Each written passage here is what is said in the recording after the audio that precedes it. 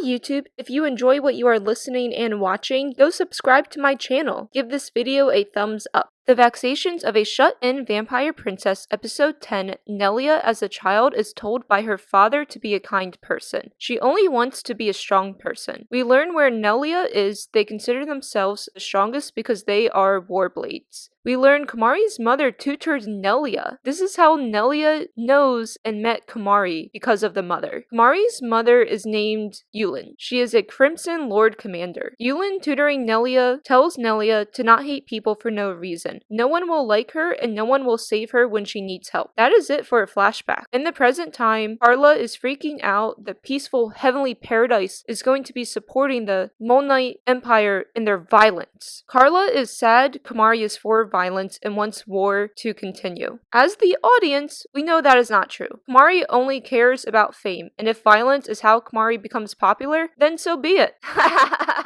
There is a girl in the room with Carla that is named Kaharu. Carla doesn't want violence or to go to war. Kaharu tells Carla she must fight Hikikomari Kyuuketsuki. We learn citizens of Heavenly Paradise have disappeared at the borders. We've seen change to Hikikomari Kyuuketsuki that it is implied they are behind the disappearance. They are talking about Heavenly Paradise and Monmon Empire forming an alliance to start a war on Hikikomari Kyuuketsuki. Nelia wants to be the one in charge of the defense and attack against Heavenly Paradise and Monmon Empire. One man says no, she will not be allowed to be in charge in this war. This man's name is Rainsworth. We hear comments that Nelia is a princess of Kyuuketsuki, so she thinks everything is always about her, and she is the one who should be in charge. Someone wonders how Nelia is one of the 8 illustrious generals who's a royal who oppressed her people. And yeah, how is she a general? Well, she is a royal, so it is given to her. When Nelia was younger though, she went to prison and her royal titles were stripped. At this moment in this episode, we do not know what exactly happened in the past that made her father become an enemy and Nelia was also punished, but at the end of episode 10, we get that answer. Rainsworth stayed behind after the meeting ended and tells Nelia to give up on restoring the crown. He wants Nelia to marry him and live with him, not doing what she currently does. Nelia gets angry and says she will be the next president of Hikikomari Kyuuketsuki. We've seen change to Komari wanting to sleep and not work, which is such a mood. Unfortunately for her, in this funny scene, they carried Komari's bed to the emergency war strategy meeting, so Komari has no excuse not to skip. I love this silly funny scene so much. The president of Hikikomari Kyuuketsuki Republic wrote a declaration that the Heavenly Paradise and Monmon Empire alliance is considered a threat to the 6 nations. Hikikomari Kyuuketsuki declares war on Heavenly Paradise and Monmon Kingdom. This is not a surprise war. We knew these 3 lands were going to fight each other because that was the setup in episode 9. Komari, during making the alliance in episode 9, is considered the leader of all this. She has taken Karen's spot, only temporarily. All of Hikikomari Kyuuketsuki's 8 illusionist generals will be involved in the war. The enemy seek destruction, and so will they. Our characters in this war will destroy the enemies attacking them and destroy the enemy's military base. Carla tells everyone Hikikomari Kyuuketsuki has illegal ritual articles. This means when someone dies, they could maybe stay dead and not come back to life. If they can prove there are illegal ritual articles, then Hikikomari Kyuuketsuki Republic will not go to war with them, which makes no sense. Why though? For war, do they really need permission from all 6 nations to fight, or can they just go to war like normal? Like, who is really going to start a war based on approval of others not in that country when that one country already agrees with themselves to fight another they hate? It doesn't make any sense. Everyone in this room will be split into teams of attacking or defense. Petrose, one of the Crimson Lords, has already decided to fight in the war before this meeting arrived. Petrose is on the battlefield. See, my point exactly. Why wait for approval? And do they even need approval for war?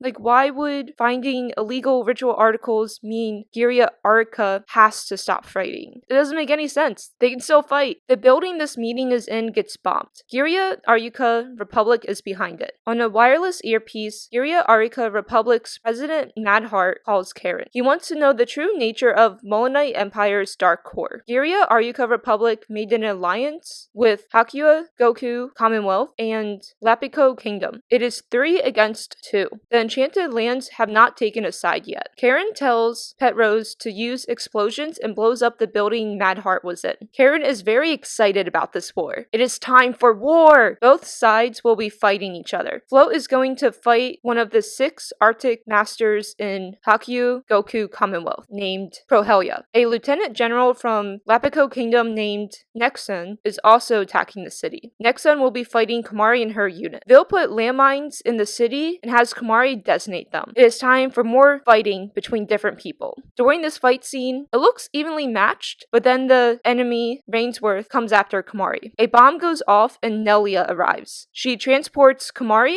Vil, Carla, Gertrude, and herself to a forest. They are close to the beach resort Daydream Paradise, where Nelia and Komari met in episode 9. Nelia tells Komari her mother was her tutor. Nelia says she learned from Komari's mother how to fight and to be kind to others. In the past, there was a party between Molonite Empire and Arika Kingdom. At this party 5 years ago, Nelia and Komari met for the first time. Young Nelia at the party tells young Komari how amazing her mother is. Young Komari doesn't want to become a Crimson Lord commander because she doesn't like fighting. Young Nelia says one cannot reach world domination without fighting. Even 5 years ago, Nelia wanted world domination.